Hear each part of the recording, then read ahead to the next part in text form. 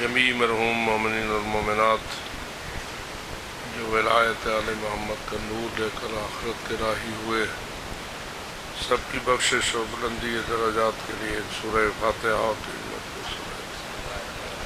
بسم اللہ الرحمن الرحیم الحمدللہ رب العالمین الرحمن الرحیم مالک یوم الدین ایاک نعبد و ایاک نستعین اهدنا الصراط المستقیم صراط الذین انعمت علیہم غیر المغضوب علیہم ولا الضالین بسم اللہ الرحمن الرحیم قل هو اللہ احد اللہ الصمد لم یلد ولم یولد ولم یکن له کفوا احد بسم اللہ الرحمن الرحیم قل هو اللہ احد اللہ الصمد لم یلد ولم یولد ولم یکن له کفوا احد بسم اللہ الرحمن الرحیم قل هو اللہ احد اللہ الصمد لم یلد ولم یولد ولم یکن له کفوا احد کذالک اللہ ربنا تلاوت سورتین مبارکتین اور مجالس اعضاء اور دیگر تمام عبادات کا جو ثواب ارواح طیب انبیاء و مرسلین شہداء و صدیقین چار معصومین علیہ السلام کی بارگاہ قدس میں ہدیہ کرنے کے بعد آپ کے اپنے بزرگان اور دیگر جتنے اہل ایمان نور ایمان کما کر آخرت کے راہی ہوئے، سب کو ہدیہ کرتے ہوئے سب کی بخشش اور بلندی درجات کے لیے باوجود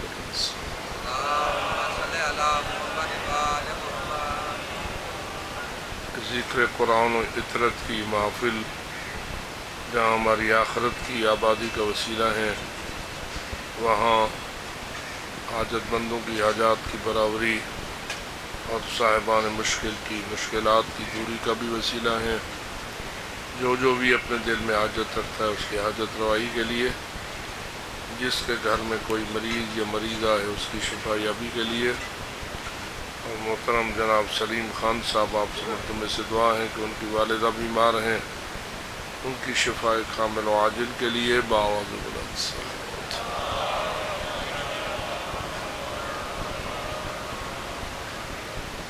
شہداء اسلام، شہداء کربلا اور شہداء مکتب کربلا کو سلام عقیدت پیش کرنے کے لیے باوجود بلند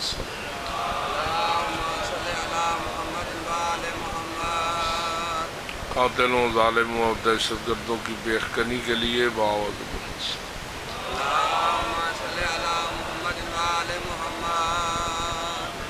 تعجیل فرج حضرت قائم آل محمد علیہ السلام کے لیے باوجود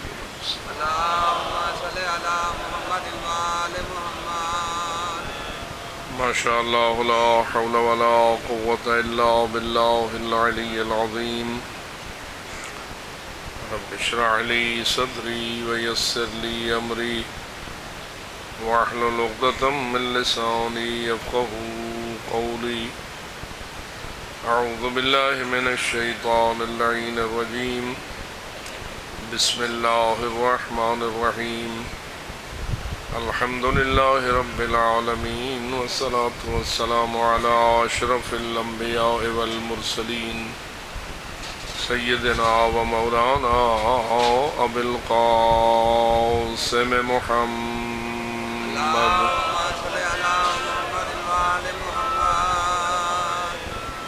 والصلاة والسلام علی اہل بیتہ الطیبین الطاہرین المعصومین الذین قال اللہ تعالی فی حقہم انما یرید اللہ لیذہب عنکم الرجس اہل البیت ویطہرکم تطہیرا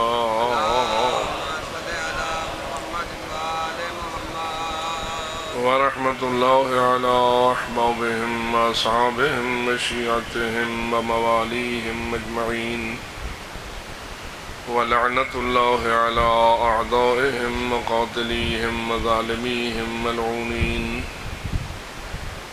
اما بعد فقال اللہ تبارک وتعالی فی کتابہ الحکیم بسم اللہ الرحمن الرحیم لقد ارسلنا رسلنا بالبینات وانزلنا معهم الکتاب والمیزان ليقوم الناس بالقسط صلوات. اللهم صل على محمد وآل محمد. نعرہ تکبیر، اللہ اکبر. نعرہ رسالت، یا رسول اللہ. نعرہ حیدری، نعرہ صلوات.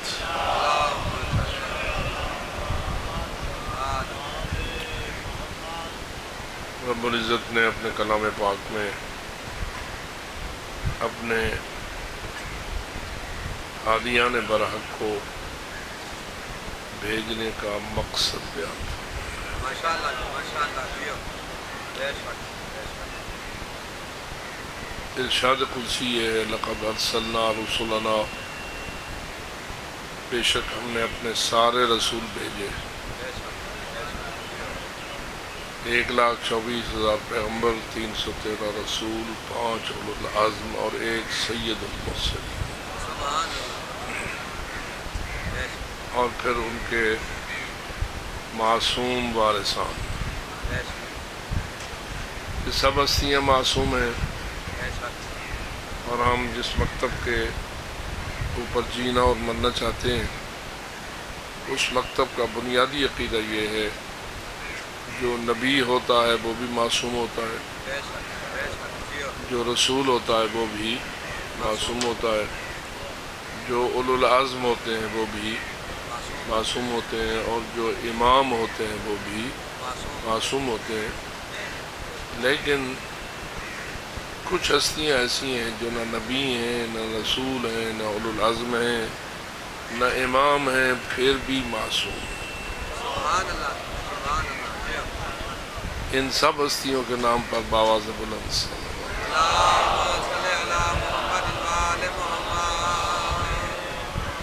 یقیناً آپ سمجھ گئے کہ وہ کون سی ہستیاں جو نبی ہیں، نہ رسول ہیں، نہ امام ہیں، لیکن معصوم ہیں. وہ بی بی مریم ہیں اور حضرت زہرا سلام اللہ علیہ. نعرہ تکبیر، نعرہ رسالت، نعرہ حیدری، آواز بلند تر صلوات. اللہم صلی علی محمد. ماشاءاللہ ماشاءاللہ. یہ سب معصوم ہستیاں اگر زمین پہ تشریف نہ لاتی تو ان کی عظمت میں کوئی فرق نہ پڑتا.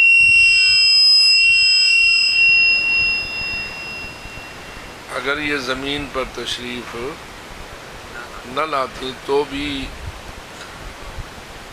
عظمت ہوتی یا نہ ہوتی. جی اس لیے ان کو عظمت مل گئی کہ زمین پر آئے، یا اگر زمین پر نہ آتے اور آسمان میں ہوتے تو بھی ملائکہ کے سردار ہوتے یا نہ ہوتے. عقیدے کو ذرا تھوڑا سا جنبش دینی چاہیے. جب یہ نہ آتے زمین پر تو ان کی عظمت میں کوئی فرق نہ پڑتا، تو اللہ نے ان پاک ہستیوں کو اذیتیں اٹھانے کے لیے زمین پر کیوں بھیجا؟ ماشاءاللہ جی ماشاءاللہ جی. اگر آسمانوں پہ رہتے تو آرام میں ہوتے، یہ زمین میں آئے تو آرام میں رہے. بیٹھے ہو کیونکہ میرا انداز یہی ہے کہ میں کچھ آپ سے پوچھتا ہوں، اور جب پوچھتا ہوں تو آپ کو سوچنے پر مجبور کرتا ہوں، اور جب آپ سوچتے ہیں تو معصوم کی حدیث فٹ ہو جاتی ہے کہ التفکر افضل من عبادت 70 سنہ. فکر کو کام میں لانا 70 سال کی عبادت سے افضل عبادت.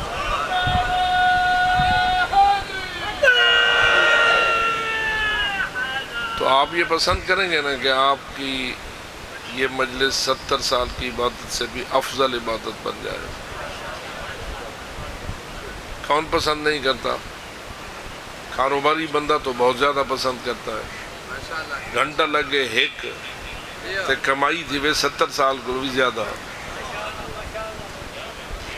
واضح. تو اس لیے توجہ طلب بات یہ ہے کہ اللہ نے آدم علیہ السلام سے لے کے خاتم علیہ السلام تک، ماشاءاللہ ماشاءاللہ، امیر المومنین علی ابن ابی طالب سے لے کے مہدی برحق عجل اللہ تعالیٰ فرجہ شریف تک، اور بالخصوص مادر حضرت عیسیٰ مریم اور مادر حسنین حضرت فاطمہ زہرا سلام اللہ علیہم اجمعین، ان کو اللہ نے ان بلندیوں سے ان پستیوں کی طرف بھیجا. آسمان و عرش کی بلندیوں سے اس زمین کی پستیوں میں بھیجا. جتنا عرصہ اپنے اپنے حصے کے مطابق وہ زمین پہ رہے، دکھے رہے یا سکھے رہے،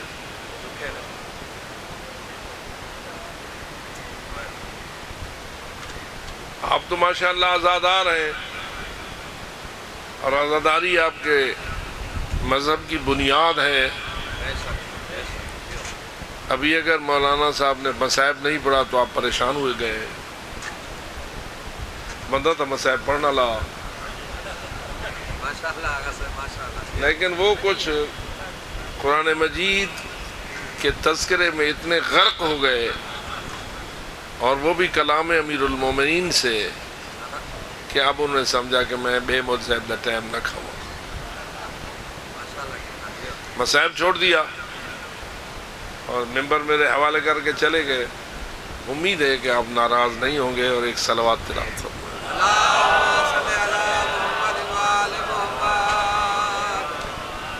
مصائب کیا ہے؟ ذکر مصائب کیا ہے؟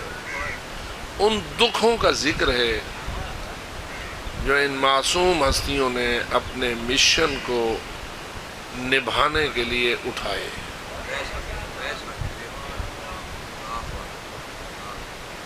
انہی مصائب کا ذکر ہے نا. اور سب سے زیادہ آپ روتے ہیں کربلا والے مصائب پر، اس لیے کہ کربلا کے مصائب کی کوئی حد پھر نہ رہی.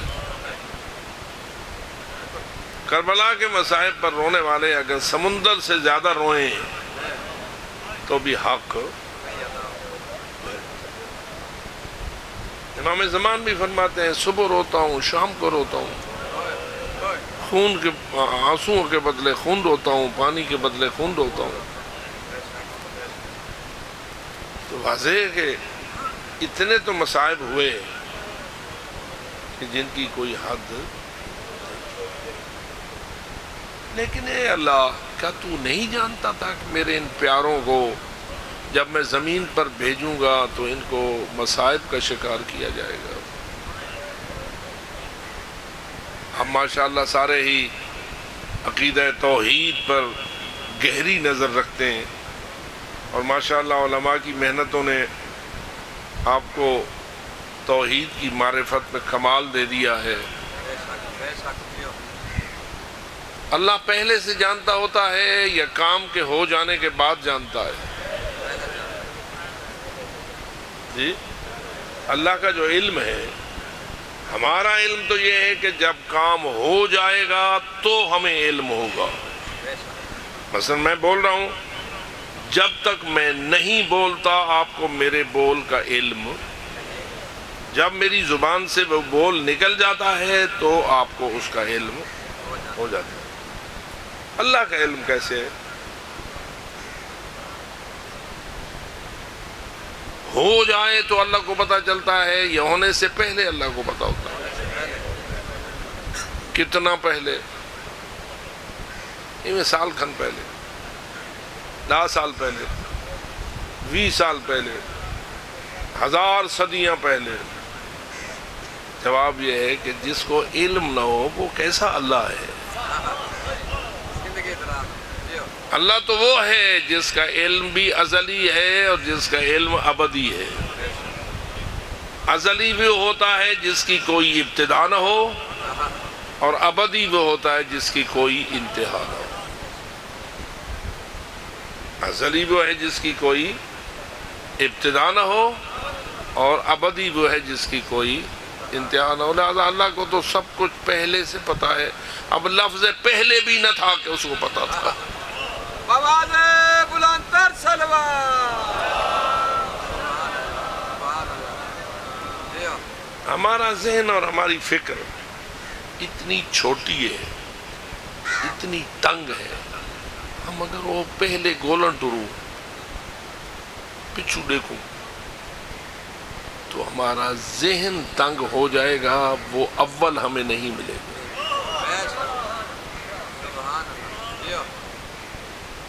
یہ میں ہے یا نہیں؟ ہم عبادار ہو جائیں گے، ہماری ذہانت فطانت ساری طاقتیں جواب دے جائیں گی، لیکن اس اول کی اولیت کا پتہ نہیں چل سکے۔ بس ماننا پڑتا ہے کہ وہ اول ہے اور وہی آخر، هو الاول اور جب الفاظ کی تنگی ہے، جب سے وہ ہے ان مصائب کو جانتا ہے یا نہیں جو ان معصومین پر آئے، یعنی کربلا کے مصائب کو پہلے سے جانتا ہے یا نہیں؟ جب جانتا تھا تو اپنے ان معصوم اور حبیب سب سے زیادہ پیارے محبوب بندوں کو اس نے زمین پر کیوں بھیجا؟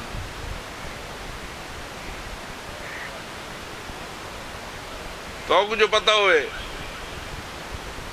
اگو گولی لگنا لیے بیسو، آپ کو تو اتنا پتا ہونا کہ اگو کھڑا بے تو تھا ہی کھڑ دے سو مطا ڈھے پواں مطا زخمی تھی بنیا۔ یعنی جب انسان نقصان کے اوپر تھوڑا سا بھی احتمال دینا کہ مجھے نقصان پہنچنے والا ہے، تو انسان کا تو عقل یہی کہتی ہے کہ مجھے ادھر جانے کی ضرورت۔ اللہ کو کتنا پیارا ہے حسین، تھوڑا سا اپنے ذہن میں بتائیے، امام حسین اللہ کو کتنے پیارے ہیں؟ آپ کو زیادہ پیارے ہیں یا اللہ کو؟ نہیں، کئی بندے بیٹھے حسین، تھوڑا سا وزن کیجئے۔ آپ میں سے ہر ایک کے قلب میں حب حسین ہے، اور یہی آپ کا شرف ہے، اسی میں آپ کی عظمت ہے، اسی میں آپ کی عزت ہے۔ اللہ کرے کہ اس عزت و عظمت سمیت اس دنیا کو چھوڑو، حب آل محمد پہ جیو اور حب آل محمد پہ مرو۔ جس کو یہ دعا قبول ہے بآواز بلند صلوات۔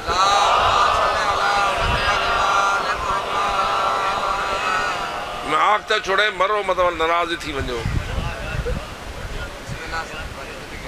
تو میں کوئی آکے کہنا شاءاللہ مر رہے ہیں تو اگو پتہ کیا۔ خیر، آپ کو اللہ اس محبت آل محمد پہ زندگی دے چکا ہے اور اسی پر آپ کو موت عطا فرمائے۔ لیکن میں سوال یہ کر رہا ہوں کہ آپ کو مولا حسین سے زیادہ محبت ہے یا اللہ کو مولا حسین سے زیادہ محبت؟ اس لیے کہ میری محبت تو اتنی ہے جتنی میری معرفت ہے۔ معرفتیں بھی ایک جیسی نہیں ہوتی۔ آپ اگر 2000 بندے بیٹھے ہیں تو 2000 معرفتیں ہیں، ہر ایک کی معرفت دوسرے کے مساوی نہیں ہے، لیکن جتنی جتنی معرفت اتنی اتنی محبت۔ ٹھیک ہے نا؟ جتنی جتنی معرفت اتنی اتنی۔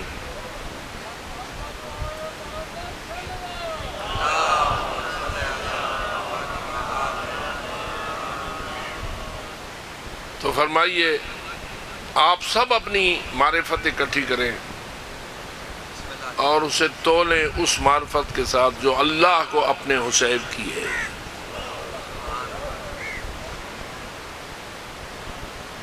تو کیا وزن رہے گا؟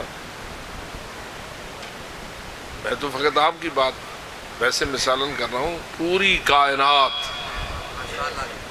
سب کے دل میں ان پاک ہستیوں کی جو محبت ہے اور معرفت ہے اس کو جمع کیا جائے تو وہ معرفت الہی کے مساوی، اس لیے کہ لا حد لہ ولا ند لہ، اس کی تو کسی صفت کی کوئی حد ہے ہی نہیں، ساڑی توڑی دا حد ہے۔ وہ مثال آکا جس دل میں حب حسین ہے وہ حسین مولا سے زیادہ محبت رکھتا ہے یا زمین و جائیداد سے؟ یہ دسو زمین نالی محبت ہوندی وے؟ دسو بالخصوص لید ہٹھاڑ دی زمین، کچے علاقے دی زمین جی ہونی چاہیے کی بات میں نہیں پوچھ رہا، ہے کی بات پوچھ رہا۔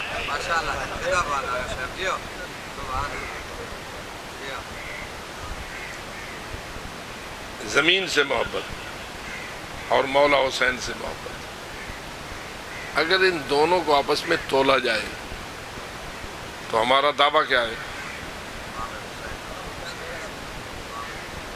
جو یہ دعویٰ کرنا چاہتا ہے کہ میرے دل میں مولا حسین کی محبت زیادہ ہے، نعرہ حیدری یا علی، سوچ کے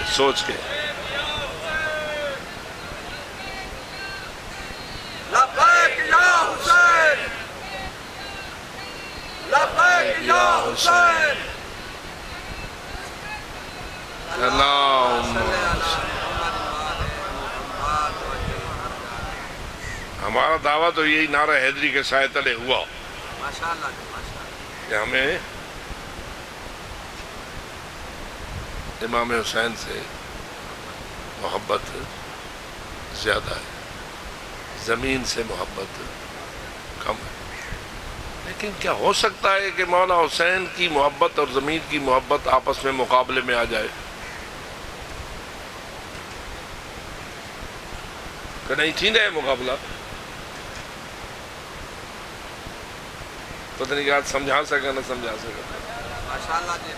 ایک طرف ہو زمین کی محبت اور دوسری طرف ہو امام حسین سے محبت، بآواز بلند صلوات۔ نعرہ تکبیر، اللہ اکبر، نعرہ رسالت، یا رسول اللہ، نعرہ حیدری، یا علی، آواز بلند تر صلوات۔ اللہم صلی اللہ۔ ایک طرف ہو زمین سے محبت، دوسری طرف ہو امام حسین سے محبت، آ جائے مقابلے میں، کیسے مقابلہ ہوگا؟ زمین کچھ اور چاہتی ہے، حسین مولا کچھ اور فرماتے ہیں۔ مثلا زمین تو زمین کی پیداوار،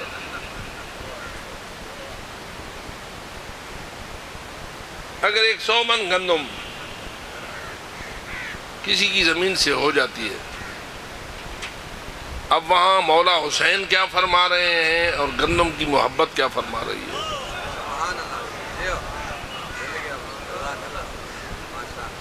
ڈھیری چنگی لگ دی ہے یا نہیں؟ ایک ککڑی آ جائے ڈھیری دوتے تو تیری مرضی تو بغیر دانا چگے خیر کوئی نہیں ہوتی، تو اتنی اچھی لگتی ہے وہ گندم کی ڈھیری کہ انسان کسی اور کا اس میں تصرف پسند نہیں کرتا۔ تو میں زمین کی محبت تو بعد کی بات ہے نا، زمین کی ڈھیری زیادہ قیمتی ہے یا خود زمین زیادہ قیمتی ہے؟ جی ڈھیری تو ہر سال تک مل ویندی ہے، زمین تو لبسی پئی، تو زمین تو زیادہ قیمتی ہے۔ میں تو فقط زمین کی پیداوار اور وہ بھی 100 من گندم کی بات کر رہا ہوں۔ 100 من گندم کس کو پیاری نہیں لگتی؟ لگتی ہے، محبت ہے۔ لیکن کب مقابلہ آ جاتا ہے؟ جب حسین کہتے ہیں ساری نہ کھا، سبحان اللہ، کچھ اور لوگ بھی ہیں جن کا حق اللہ نے تیری ڈھیری میں ڈال دیا ہے. سبحان اللہ. جیو. اس اللہ نے ڈال دیا ہے جس نے تجھے زمین دی، تجھے بنایا اور تجھے ڈھیری دی. سبحان اللہ. اگر سج نہ ہویا تو کنک پکیا، نہیں پانی نہ ہویا تو کنک لگ گیا. سب کچھ کس کی عطا ہے؟ اللہ. الحمدللہ رب العالمین. کتنی پیسے کے دیس یہ 100 من دی ڈھیری دیتی ہے. اس کو تو نے کچھ نہیں دیا. یہ کھاداں لے تے سپریاں لے، یہ تو تیرے فائدے واسطے تے کل کہن گئے. اللہ تو کہیں سے نہیں کی. جیو. تو اللہ نے تجھے بغیر کچھ معاوضہ لیے دے دیا ہے. فقط اتنا تقاضا کرتا ہے، حدیث قدسی کا بیان ہے، المال مالی والاغنیاء امنائی والفقراء عیالی. یہ سارا مال مجھے اللہ کا مال ہے. عقیدہ کیا ہے؟ زمین کس کی؟ اللہ کی. پانی کس کا؟ سورج کس کا؟ ہوائیں کس کی؟ بیج کس کے؟ طاقت کس کی؟ سب کچھ اللہ کا. المال و مالی، سب کچھ میرا ہے. والاغنیاء امنائی، یہ جن کو تم امیر اور غنی اور تنگر اور مالدار اور سرمایہ دار اور زمیندار، یہ دار دار دار دار، یہ بہت سارے دار. اللہ فرماتا ہے یہ سارے میری طرف سے میری امانت کے سنبھالنے والے ہیں. ماشاءاللہ. ماشاءاللہ. جیو. والاغنیاء امنائی، یہ میرے امین ہیں، میں نے انہیں اپنی امانت دے دی ہے. جیو. تیسرے جملے میں فرماتا ہے والفقراء عیالی. یہ جو غریب لوگ ہوتے ہیں نا، جن دی نہ زمین ہے، نہ گھر ہے، نہ گھاٹ ہے، مسکین ہے، ضرورت مند ہیں، ضرورت پورا کرنے کا سامان نہیں ہے، بھوکے ہیں، اناج نہیں ہے، ننگے ہیں، لباس نہیں ہے. بعض تو ایسے ہیں جو بیچارے کچھ کر بھی نہیں سکتے، معذور ہیں، زمین گیر ہیں، بسترے پہ پڑے ہیں تو ہل نہیں سکتے، مریض ہیں تو دوائی نہیں لے سکتے. کچھ ایسے یتیم ہیں جن کے کمانے والا کوئی نہیں.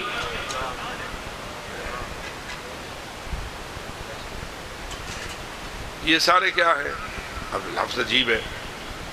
والفقراء عیالی، یہ بے مال لوگ مجھ اللہ کے عیال ہیں. عیال کس کو کہتے ہیں؟ تھوڑی عیال ہوندے کہ کو آدھے عیال؟ بیوی، بچے، دھیاں، پتر، یہ عیال ہوندے.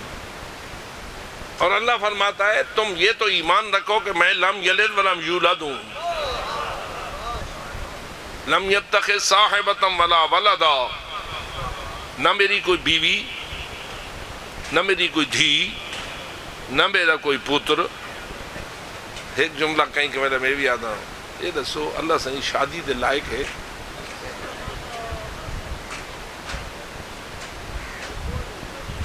اور شادی کے لائق نہ ہونا یہ اللہ کا کمال ہے یا اللہ کا عیب ہے؟ یہیں پتہ چلتا ہے کہ مخلوق کیا ہوتی ہے اور خالق کیا ہوتا ہے.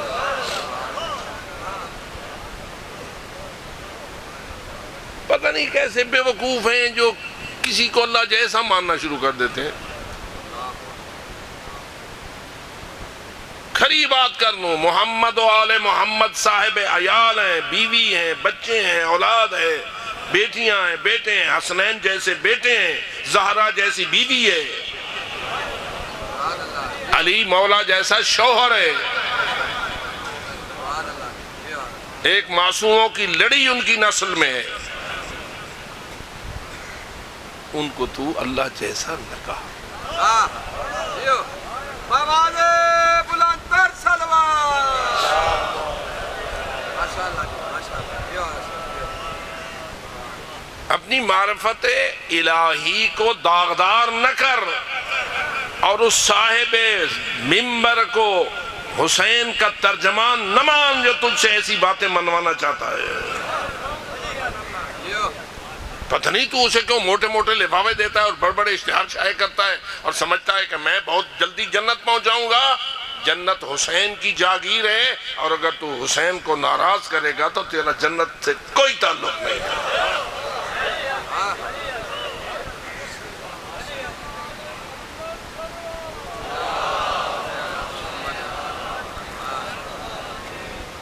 ہے تو اللہ لم یلد ولم، لیکن حدیث قدسی میں فرما رہا ہے کہ فقراء میری عیال ہے۔ یعنی کیا کہنا چاہتا ہے؟ اگر کسی کو میرے عیال ہونے کی وجہ سے کوئی عزت تجھے سمجھ آتی ہے تو سمجھ لے یہ فقراء میرے اتنے باعزت مخلوق ہیں۔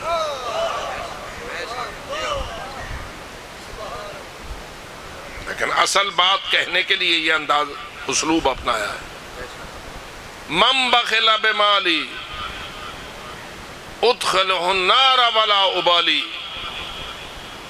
جو کوئی میرے مال کا امین بن کے میری عیال کے بارے میں کنجوس ہو جائے گا، میں نے تو تجھے امانت دی تھی اور تیرا فرض تھا کہ میری عیال کو پہنچاتا، تجھے اپنے عیال اچھے لگے، میرے عیال اچھے نہیں لگے، اور تو نے اگر اپنے عیال پہ سارا خرچ کر دیا اور میرے عیال کے بارے میں اتنا حصہ بھی نہ دیا جتنا کہ ان کو دینا چاہیے تھا، تو یاد رکھ ادخلہ النار ولا ابالی، جہنم میں نے تیرے لیے تیار کر رکھی ہے۔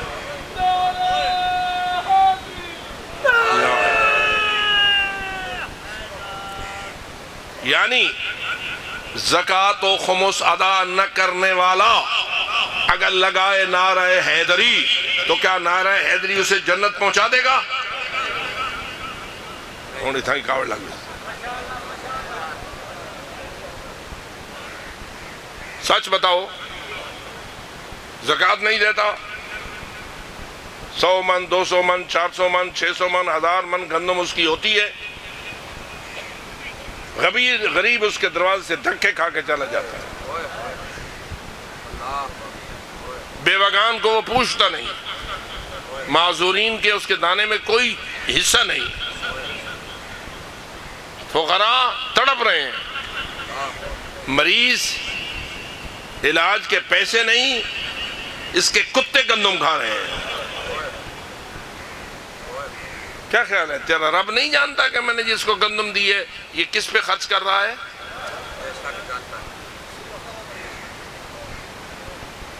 وہ تو ازل سے جانتا ہے۔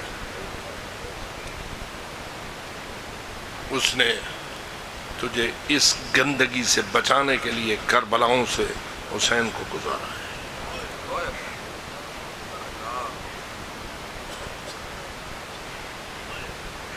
جانتا تھا کہ یہ زمین کے بسنے والے یزید اتنے نجس ہیں کہ میرے حسین کے بدن کے ٹکڑے کر دیں گے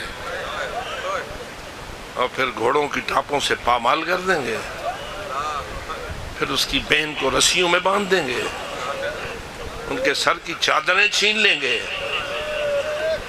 پھر انہیں بازاروں اور درباروں میں تماشے کی طرح پھرایا جائے گا۔ کیا خیال ہے تیرا اللہ جانتا تھا یا نہیں جانتا تھا؟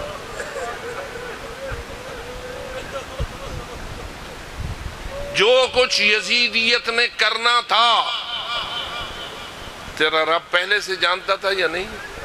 عقیدہ ہے تیرا، ایمان ہے، فقط یہ لفاظی نہیں ہے کہ لفظوں کے قلقلے میں تم چند لفظوں میں اس کو مذاق بنا لو، نہ، اگر دل میں ہے تو عقیدہ ہے، اس کے حق ہونے پر پورا یقین ہے تو ایمان ہے۔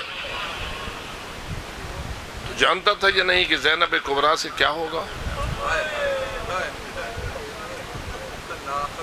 سکینہ بنت الحسین کے منہ پہ تماچے کیسے پڑیں گے؟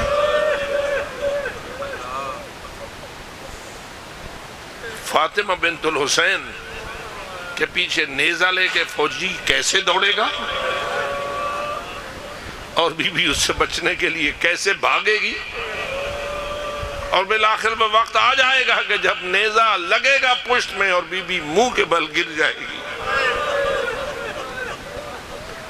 اور وہ سنگ دل ظالم سر سے چادر اتار کے بی بی کو اس حال میں چھوڑ کے چلا جائے گا۔ اور پھر جب پھپھی بچوں کو ڈھونڈنے کے لیے نکلے گی تو دیکھیں گے کہ حسین کی پیاری بیٹی کیسے زمین پر غشی میں پڑی ہوئی ہے،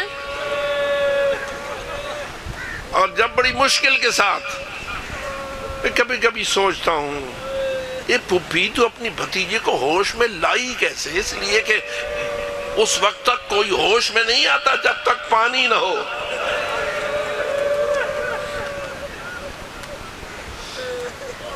اکثر عزاداروں کی محفلوں میں آپ دیکھتے ہو جب سخت مصائب ہوتا ہے تو کئی بندے بے ہوش بھی ہو جاتے ہیں، پھر دوڑتے ہیں لوگ پانی لیے ان کے منہ میں ڈالتے ہیں، تب انہیں ہوش آتا ہے۔ اللہ جانے حسین کی بیٹی کیسے ہوش میں آئی۔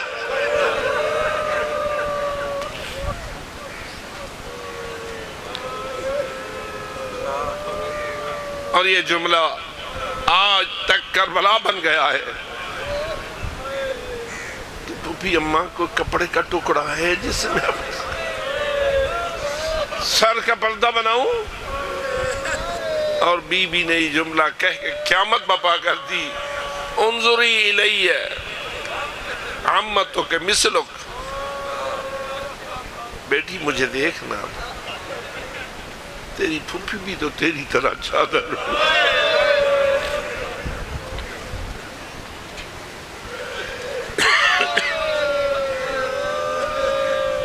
عزیزان گرامی قدر، کیا تیرا اللہ ان عالم و مصائب کے سمندروں کو جانتا تھا یا نہیں؟ ازل سے جانتا تھا، ان کو بھیج کیوں دیا؟ انہوں نے ان مصائب کو قبول کیوں کر لیا؟ انہوں نے بھی جانتے ہوئے قبول کیا۔ میں کبھی کبھی پوچھتا ہوں، جب مدینہ منورہ سے امام حسین روانہ ہوئے تو کیا بہنیں ساتھ تھیں یا نہیں؟ بیٹیاں ساتھ تھیں یا نہیں؟ کیا امام کو پتہ نہ تھا کہ کربلا میں کیا ہوگا؟ کیا فقط اپنے سر کے جدا ہونے کا پتہ تھا یا بہنوں کے لٹنے کا بھی پتہ تھا؟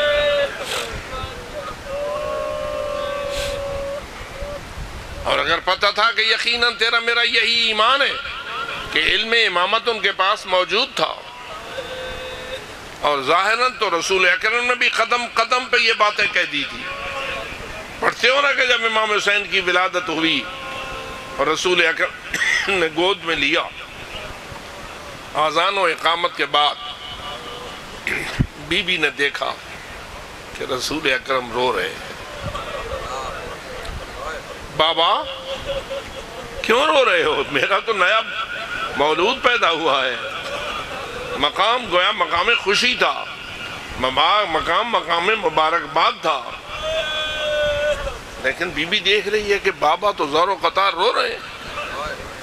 بابا کیوں رو رہے ہو؟ کہا بیٹی اس بچے کی شہادت کو یاد کر کے رو کہ میری ہی قوم، میری امت کے لوگ اسے شہید کریں گے، اور کریں گی بھی پیاسا، پیاسی حالت میں شہید کریں گے، اور کچھ ایسے بدبخت ازلی ہوں گے کہ شہید کرنے کے بعد یہ امید رکھوں گے کہ میں مصطفیٰ ان کی شفاعت کروں گا۔ اس کا مطلب یہ ہوا کہ جب بگڑ جاتا ہے انسان اور عقیدہ انتہائی پست ہو جاتا ہے تو حسین کو قتل کر کے کہتا ہے کہ نبی میری شفاعت کیجیے. سوچنے کی بات ہے. اگر پاک پیغمبر کو کوئی مولا حسین کے قتل کرنے کے بعد شفاعت مانگے تو اس سے گھٹیا اور کون ہے؟ اس سے پست اور کون ہے؟ لیکن میرا تو سوال یہ ہے کہ یہ سب کچھ امام حسین بھی جانتے تھے، بیویوں کو بھی پتا تھا، جو شہید ہونے والے تھے ان کو شہادت کا پتا تھا، جو قیدی ہوئے انہیں قید کا پتا تھا. شہادت کے بارے میں اور کچھ نہ ہو تو یہ روایت تو آپ کے نزدیک واضح ہے کہ جب امام حسین نے اندھیرے خیمے میں سب سے یہ عہد لے لیا تو پھر فرمایا کل جتنے موجود ہو سارے شہید ہو جاؤ.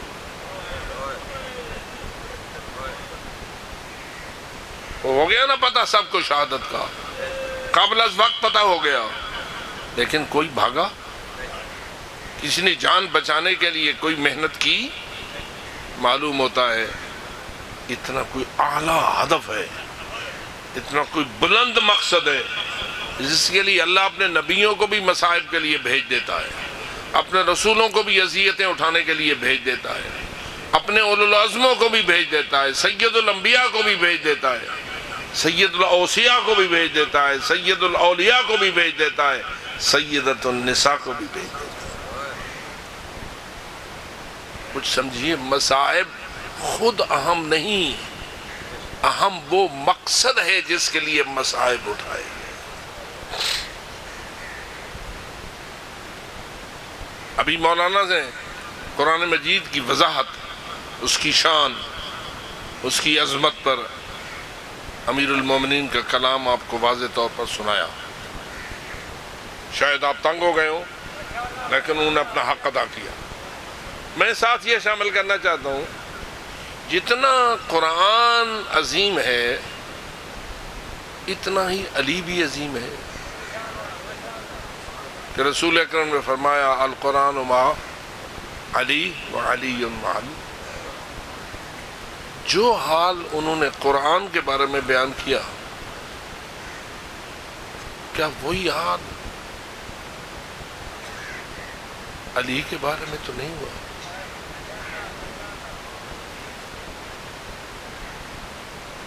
ہم اگر علی کے فضائل پڑھیں اور علی کے فرامین کی کوئی پرواہ نہ کریں تو کیا وہی حال ہو جائے کہ نہیں جو قرآن کا بیان کیا جا رہا تھا؟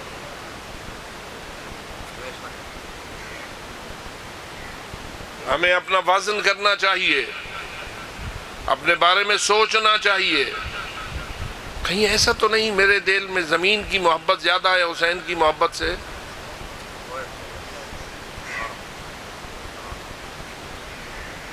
کہیں ایسا تو نہیں کہ میری جائیداد کی محبت میرے دل میں مولا علی کی محبت سے بھاری ہے؟ اس کا پتہ کیسے چلے گا؟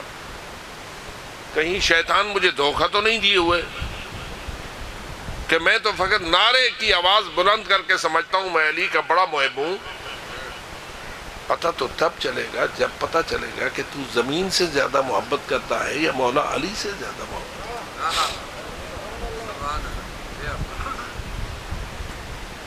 آپ کے جتنے عدالتوں میں کیس ہیں زمین کے بارے میں ہیں یا نہیں؟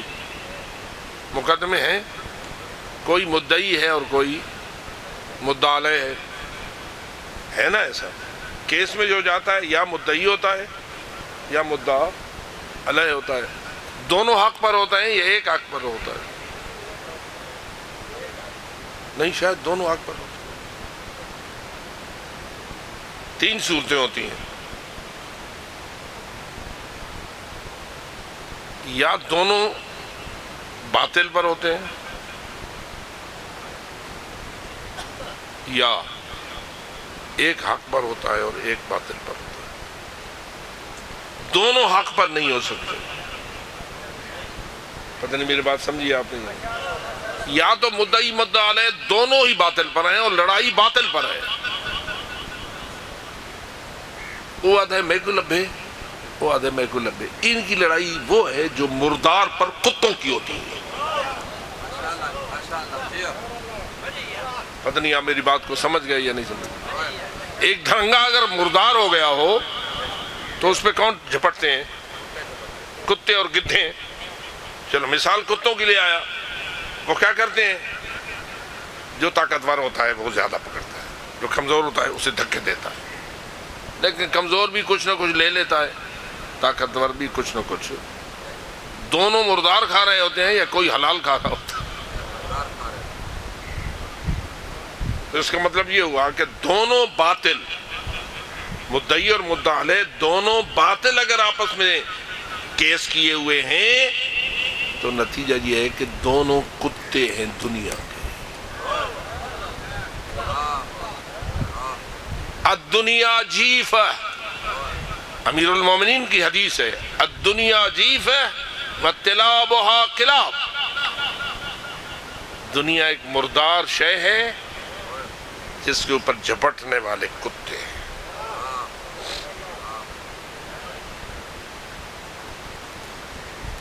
اب بتائیے وہ کیس جائز ہے؟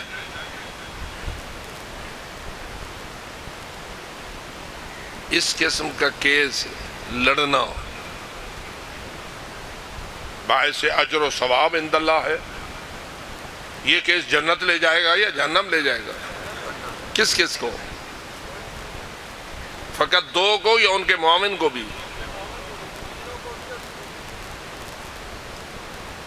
کہیں گے تو ہماری زبان کٹ جائے گی، لیکن اللہ کے ہاں تو تیری پرواہ نہیں ہے، جو تو نے کیا ہے اس کی پرواہ ہے۔ یوم تبلی السرائر، اللہ نے وہ دن معین کر رکھا ہے جس میں چھپی ہوئی باتیں ظاہر ہو جائیں۔ حق حق ہو جائے گا اور باطل، وہاں قوم قبیلہ کا کوئی فرق نہیں ہوگا، وہاں بوڑھے جوان کا کوئی فرق نہیں ہوگا۔ کیا خیال ہے؟ سارے چٹے ڈاڑیاں لے ڈاڑے حقتے ہو سن،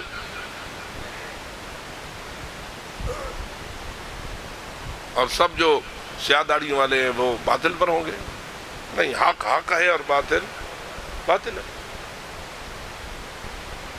اور کیا اس وقت مولا علی باطل کی شفاعت کریں گے؟ علی تو مال حق ہے، والحق ما علی ہے، یہی تو ہمارا ایمان ہے۔ وہ اس دنیا میں فقط حق کے ساتھ ہے یا اس دنیا میں بھی؟ اصل تو اس دنیا کی بات کر، اس دن صحیح پتہ چلے گا کہ حق کہاں کھڑا ہے۔ تو نتیجہ یہی ہے کہ ہمارے دل میں محمد و آل محمد کی محبت زیادہ ہونی چاہیے یا مال و جائیداد کی؟ تو جو زکوٰۃ و خمس ادا کرتے ہوئے کانپتا ہے، جڑے بندہ زکوٰۃ دی گل کرے میں مفت بندے ٹائم ضائع کیتے سی، مجلس سے نکمی پڑی اس سے ان کا کچھ بڑا ہی کہنے سے۔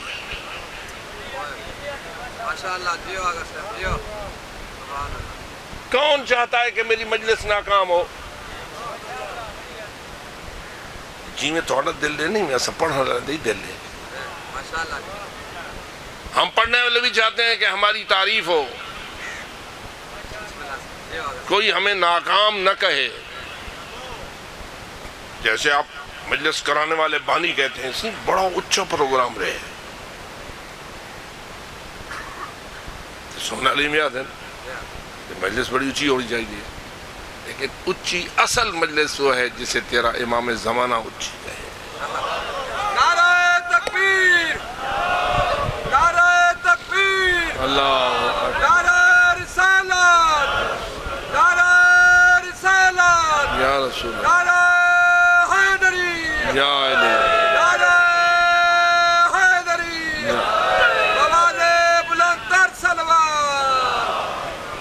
ماشاءاللہ، عقائد کا حصہ ہے اور روایات کا بیان ہے کہ ہر شخص کا عمل روزانہ امام زمان کے سامنے آتا ہے۔ یا امام شاباش کہتے ہیں یا امام رو پڑھتے ہیں۔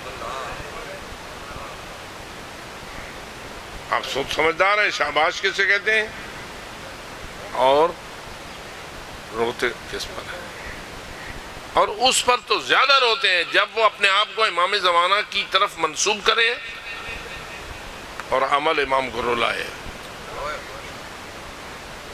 جو غیر ہے نا، جو مہدی برحق کو مانتے ہی نہیں، جو ان کے ظہور کی دعا ہی نہیں مانگتے، جو العجل العجل کے نعرے نہیں لگاتے، ان کی تو بات ہی اور ہے۔ وہ تو اس کھاتے میں ہے ہی نہیں، نہ امام کو مانتے ہیں، نہ امامت کو مانتے ہیں، نہ اعمال کو مانتے ہیں، نہ اعمال کے ان کی خدمت پہ پیش ہونے کو مانتے ہیں۔ وہ تو چٹن۔ میں تو بات ان کی کر رہا ہوں جو اس عقیدے پر ہیں۔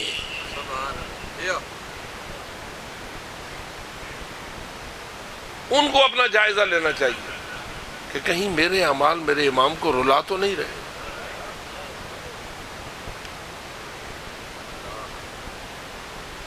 اور یہ بات کوئی مشکل نہیں ہے کہ انسان خود سمجھ لے کہ میرے اعمال رلا رہے ہیں یا میرے اعمال امام کو خوش کر رہے ہیں۔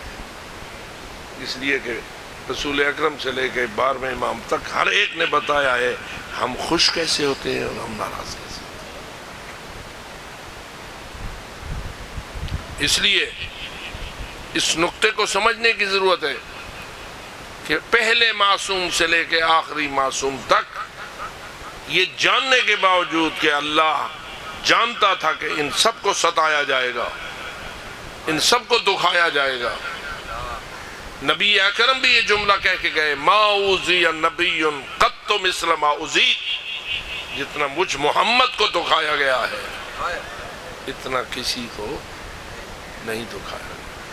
اور شاید ہم سمجھتے ہیں دکھ فقط جسمانی مصیبت سے آتا ہے، جسمانی اذیت سے آتا ہے، لیکن سچی بات یہ ہے کہ روحانی اذیت جسمانی سے بھی سخت ہوتی ہے۔ ایک بیٹا اپنے باپ کو پتھر مار دے نا، شاید باپ اتنا رنجیدہ نہ ہو جتنا وہ باپ کی توہین کرے۔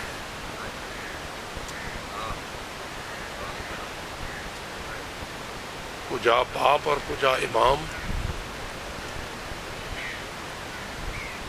تو اس لیے میرے عزیزان من، آخری جملہ یہی کہہ کے ممبر چھوڑ رہا ہوں، کیا ہم سب کی یہ تمنا ہے یا نہیں کہ ہم امام کے انصار میں سے ہوں؟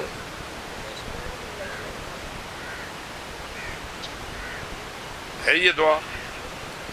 ہم روزانہ کہتے ہیں اے اللہ مجھے ان کے اعوان و انصار میں سے بنا، وَجَعَلْنَا مِنْ أَعْوَانِهِ وَأَنصَارِهِ۔ السلام علیکم یا صاحب العصر والزمان، السلام علیکم یا شریک القرآن، السلام علیکم یا دافع الظلم والعدوان، السلام علیکم یا قامع الکفر والطغیان۔ آخر میں یہ کہتے ہیں کہ اے اللہ ہمیں من اعوانہ و انصارہ، اپنے مولا کے اعوان و انصار میں سے۔ اب سوال یہ ہے کہ ان کے اعوان و انصار کیسے ہوں گے؟ پاکیزہ لوگ ہوں گے یا ادھے گندے دے ادھے چنگے؟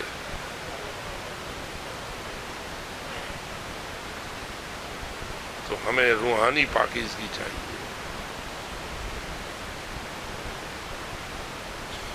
مال، جائیداد، اولاد اور دیگر ساری چیزیں اتنی محبوب نہ ہوں جتنا تجھے اپنے امام سے، اور امام سے محبت فقط لفظی شکل میں نہ ہو بلکہ تیرا کردار گواہی دے کہ تیرا امام تجھے پیارا لگے۔ آنسو بہاؤں اور خود پتھر ماروں؟ کیا خیال ہے ایسے آنسو عمر ابن سعد نے نہیں بہائے تھے؟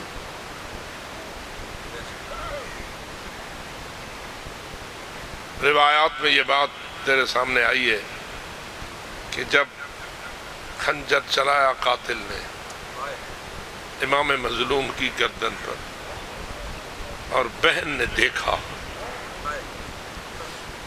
کبھی دائیں جاتی تھی کبھی بائیں جاتی تھی،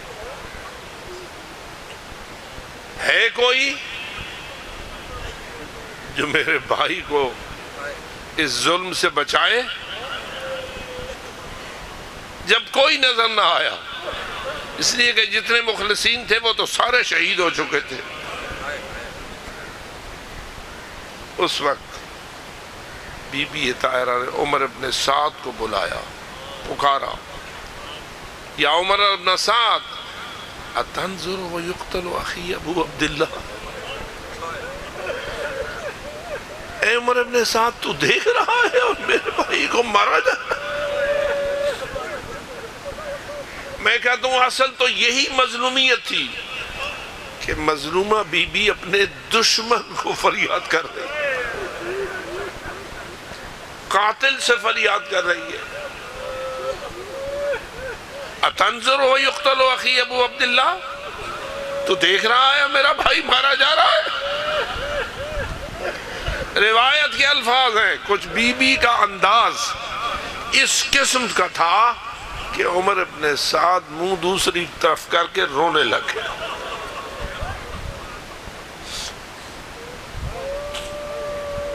لیکن اس خبیث نے نہ قاتل کو روکنا تھا نہ قاتل کو روکا۔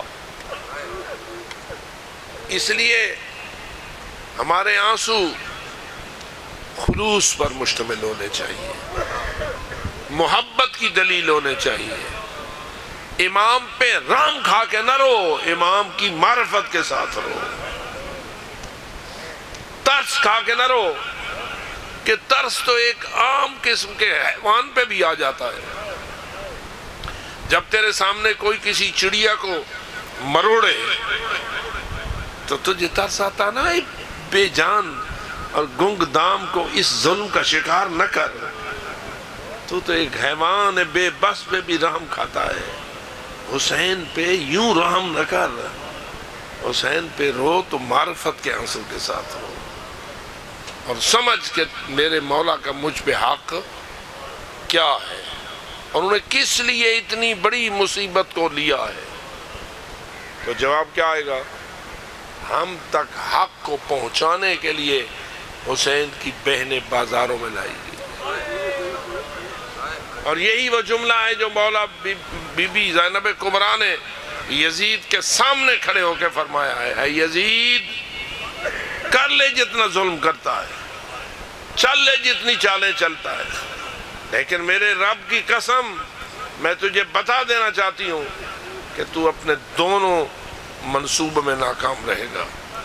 ایک یہ کہ میرے نانے کے دین کو مٹانا چاہتا ہے، اور دوسرا ہم آل محمد کے ذکر کو مٹانا چاہتا ہے، لیکن یاد رکھ مجھے اللہ کی قسم ہے ہم نے اس انداز سے دین کو بچایا ہے کہ کبھی دین مٹے گا نہیں، اور ہم نے اس انداز سے مظلومیت کو پیش کیا ہے کہ مظلوم کا ذکر کبھی ختم نہ ہوگا۔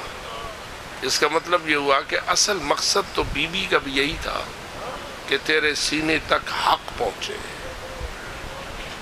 اور حق کو مٹانے میں کوئی خبیث کامیاب نہ ہو۔ کیا آپ گواہی دیتے ہیں حق آپ تک پہنچ گیا یا ابھی شک ہے؟ جی، حق پہنچ گیا۔ اب تقاضا حق کا کیا ہے کہ حق کو مانو اور حق پر کتنے فیصد عمل کرو؟ 100% عمل کرو، اپنی کمزوریوں کے باوجود کہ ہم ایک خطا کار انسان ہیں، غیر معصوم ہیں۔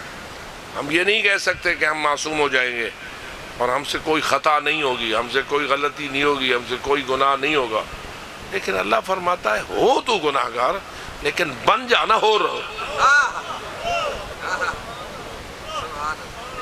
ہور کی مثال تیرے سامنے ہے، کتنا بڑا مجرم، اور اس وقت جب کہتا ہے حل لی من توبہ، کیا مجھ جیسے مجرم کے لیے بھی توبہ کی گنجائش ہے؟ اور امام فرماتے ہیں اللہ یقبل توبتک، اللہ تیری توبہ کو قبول کرے۔ ہو گئی توبہ قبول، کٹ گیا حر کا سر، گر گیا خاک کربلا پر، مل گیا حر کا خون حسین کے خون کے اندر، اور آج وہ خاک جسے تو خاک شفا کہتا ہے، جہاں اس میں امام مظلوم کا خون شامل ہے، وہاں ان حسینیوں کا خون بھی شامل ہے۔ اتنی عزت ہے، اتنی عزت ہے کہ جس عزت کا کوئی وزن اور یہ عزت ملی ہے ہور کو سچی توبہ کی وجہ سے. توبہ بناوٹ نہیں ہونی چاہیے بلکہ توبہ سچی اور خلوص پر ہونی چاہیے. اے اللہ ہمیں سچی توبہ کی توفیق عطا فرما اور ہمیں اپنے ایمان میں مضبوط رہنے کی توفیق عطا فرما اور پورے خلوص کے ساتھ ہمیں اپنے موالی اور اپنے پیشواؤں کے فرامین کو سمجھنے اور ان پر عمل کرنے کی توفیق عطا فرما. آخر دعوانا ان الحمد للہ.